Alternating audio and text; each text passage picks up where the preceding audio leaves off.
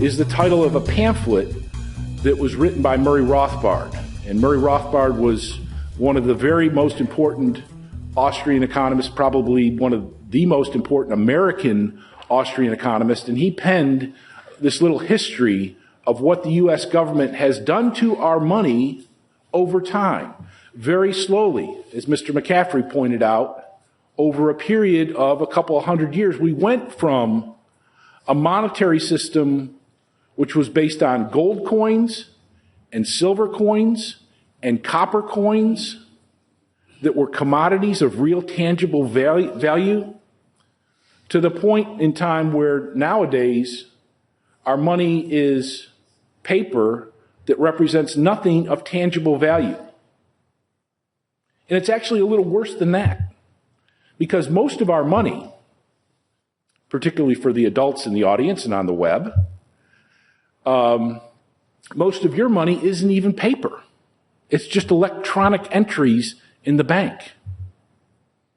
And one of the things that's a little unsettling is that you put your money into the bank and you sort of maintain this impression that, well, my money is in that bank. There's some kind of very protective room with shelves, and my name is right there, and my stack of money sits there waiting for me to come and get it.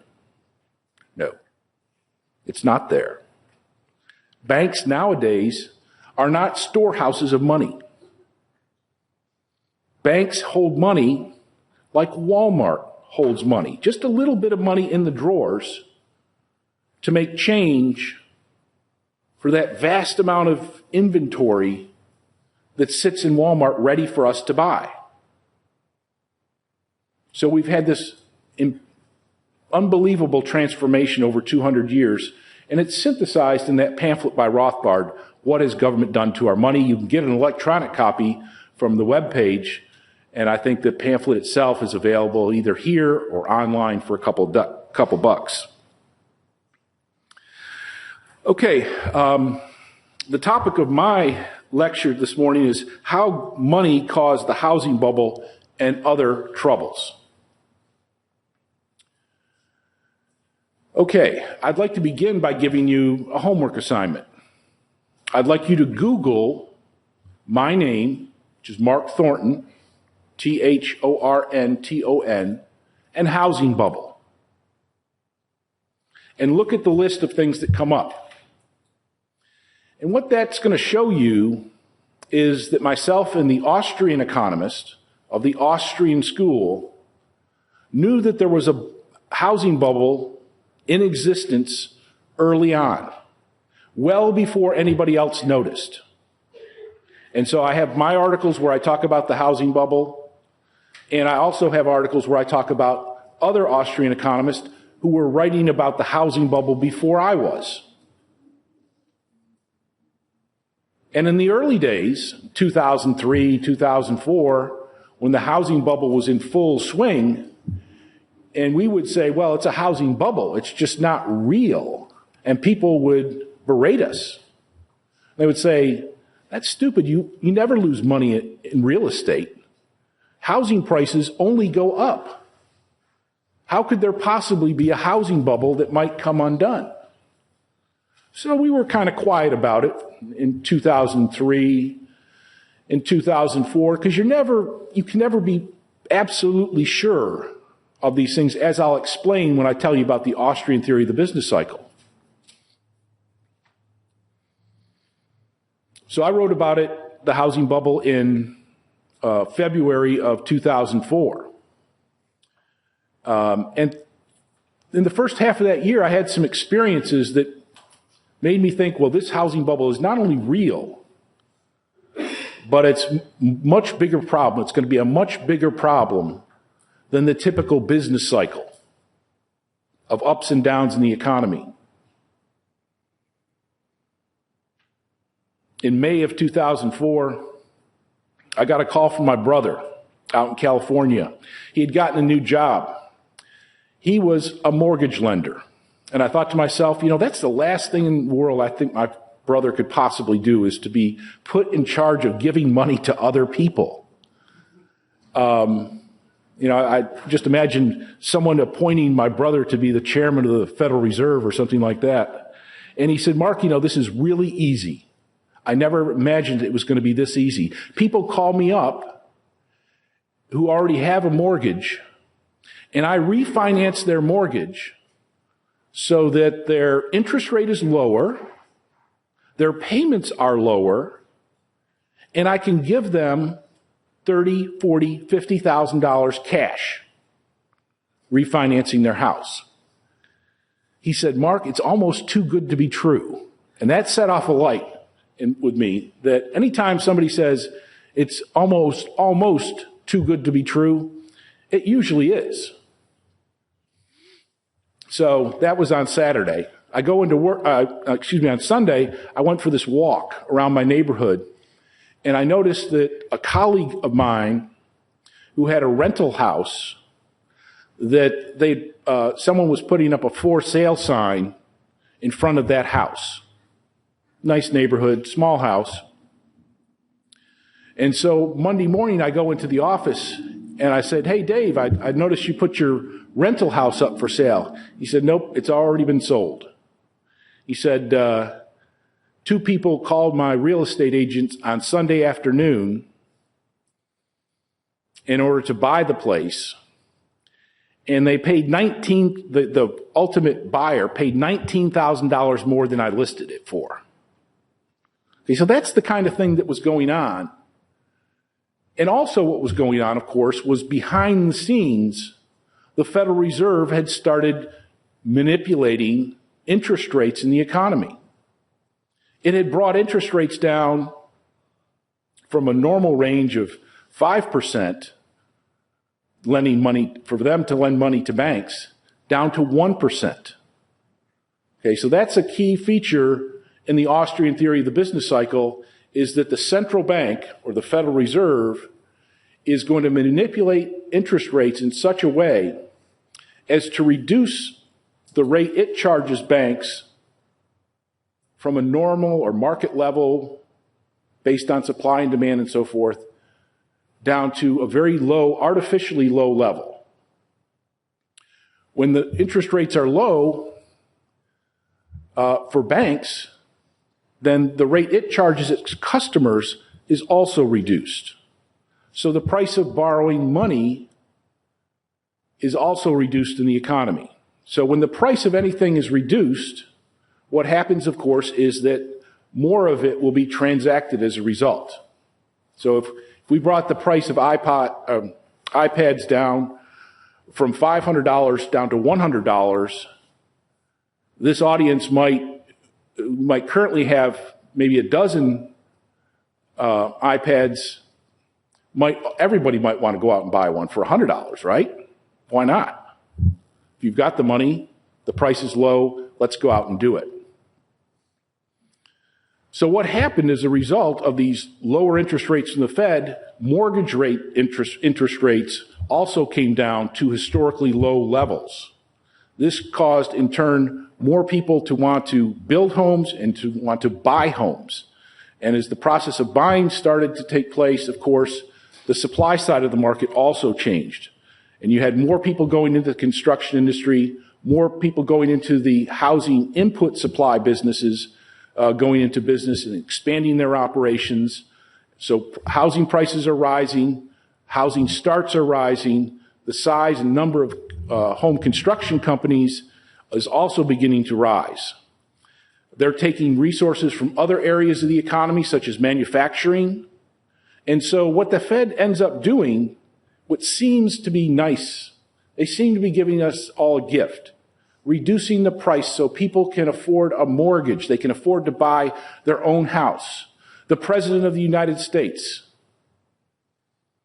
George Bush, was promoting all of this, thinking that the dream of home ownership would not only put people in a place where they could live, but it could fulfill the American dream, that they would become property owners and they would become better citizens as a result.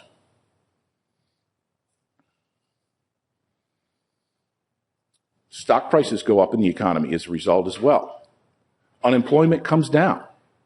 So it seems as if the Fed is making everybody's dream come true. The economy starts booming and the money flows into housing, so a bubble develops in our economy in favor of housing. And essentially what they're doing is they're distorting the whole structure of the economy. The structure of production and consumption is changed as a result. It's not just a little problem, it's a systemic problem in the economy. But it's a problem that cannot continue. Eventually, as this boom continues on, as the bubble develops, there's inevitable changes in the economy that result.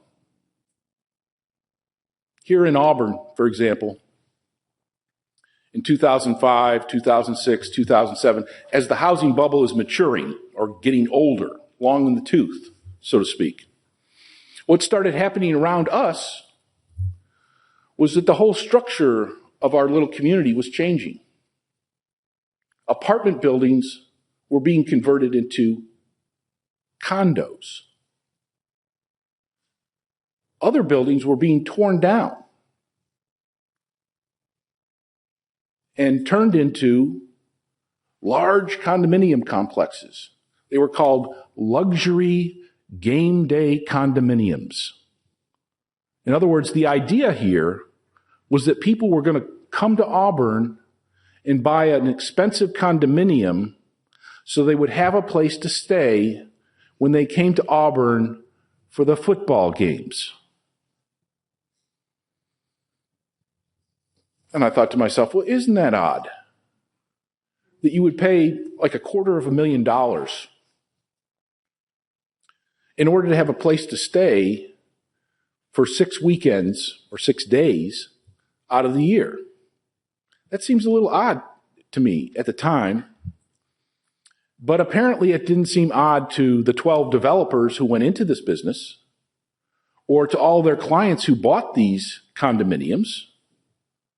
And so several of those developments were in this local area, and I would question these people, as to the rationality of doing these kind of things. So, wouldn't it be cheaper just to, rent a Winnebago or get a hotel or something like that?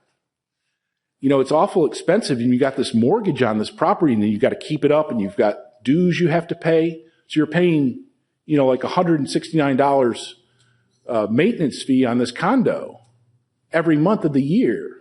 That would seem to pay for a hotel room for the games at least. And you know what the answer I got back was?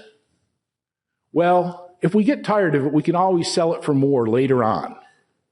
Well, it turns out they couldn't sell it for more later on. And anybody who bought one is either stuck with it and the mortgage, or they lost a lot of money on it. And several of the developers went bankrupt.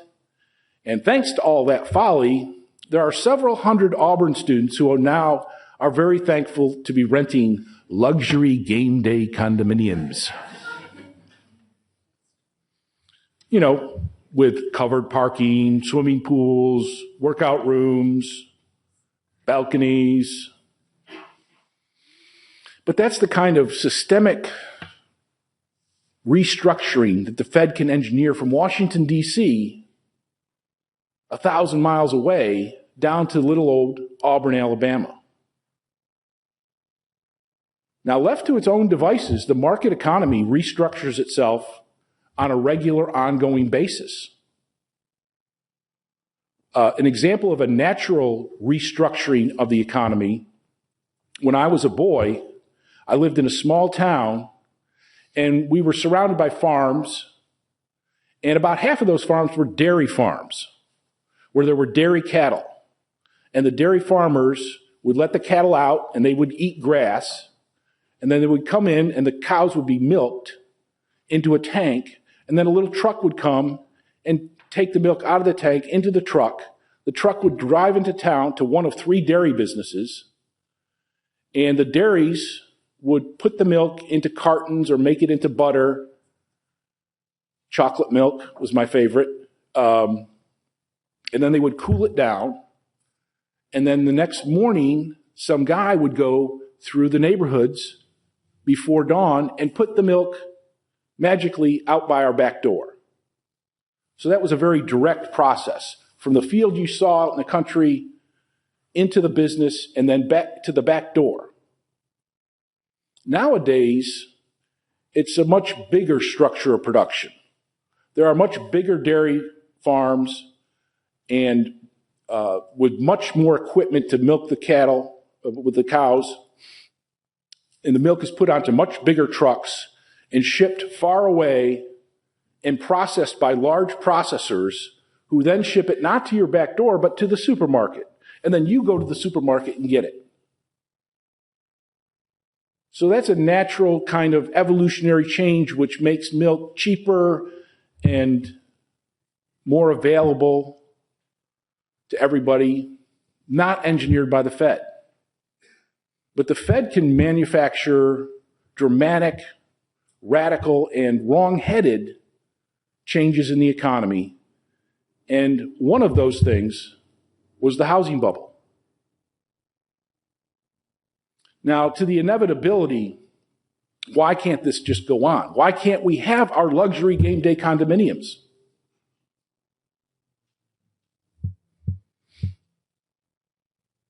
Well, the boom creates the changing conditions which inevitably have to show that the boom was a wrong thing.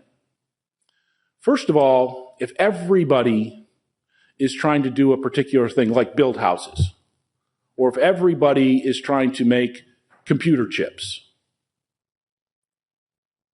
then the cost of producing those things is going to go up. If everybody is trying to get the raw materials, the inputs, the specialized labor, the raw materials and so forth to make a particular thing like houses, then the costs are going to go up. So in the housing bubble, the cost of granite countertops went up because granite is hard to get. And if everybody's trying to install granite countertops in the kitchens of these new houses, the prices, the cost of producing those kind of houses rises. And also the cost of things in the economy are rising. As the boom proceeds,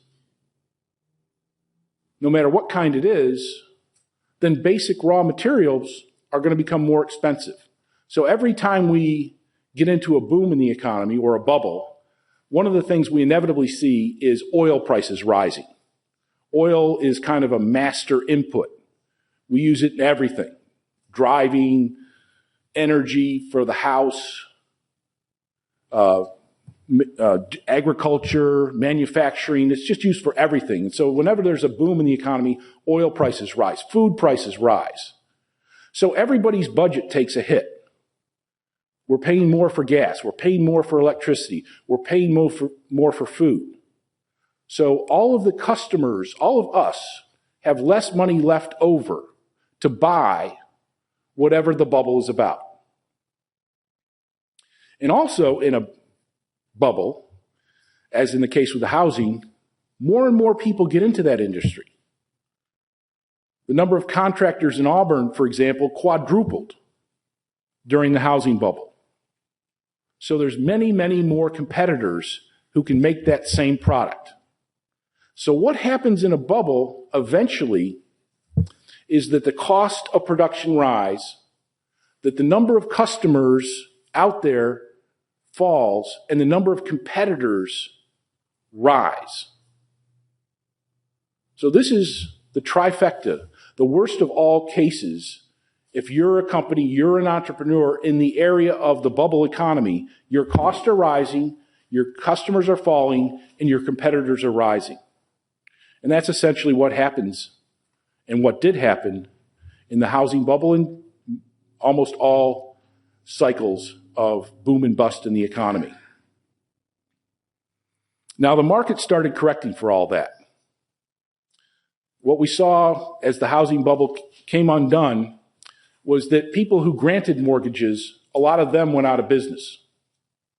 We saw financial companies restructuring, merging with other companies, trying to compensate for the lack of business, trying to compensate for the more intense competition. We saw unemployment go up. We saw all sorts of adjustments in the economy, which the market would typically make in order to correct for the problems caused by the Federal Reserve's bubbles. Okay, the source of the problem, mortgage financing, started to dry up. The oversupply conditions in construction started to decline. Housing started to fall. Unemployment in construction started to decline. Housing prices started to fall. All of the normal and natural reactions to a bubble and trying to correct for that started to take place in the market economy. And if we had left it alone, we wouldn't be talking about this. As a matter of fact, we wouldn't have the economic crisis. So, as a matter of fact, you wouldn't have had to get up early this morning and drive to Auburn, Alabama, because no one would be interested in this stuff. But the fact of the matter is you high school students have lived your entire adult lives with the specter of an economic crisis looming over us. And it's not just here and now in the U.S., but it's Europe. Europe's currency and economy is in a recession and its currency is in doubt. Japan, once the mighty Japanese business empire, is teetering. Its economy is slipping. Its production levels are declining. China, which is supposed to be the great giant economic engine of the 21st century, also has massive economic problems and financial imbalances. The same is true for India to a lesser degree. So what has happened is that instead of allowing the marketplace to unwind the problems of the housing bubble, the Federal Reserve went in and tried to maintain things as they were, to keep housing prices up, to keep wage rates up, to keep the government spending money however it wanted to, so that the government could spend $1.2 trillion deficits every year, to try to reflate the economy, to keep air going in so it wouldn't collapse. And so we have these problems today. Thank you very much.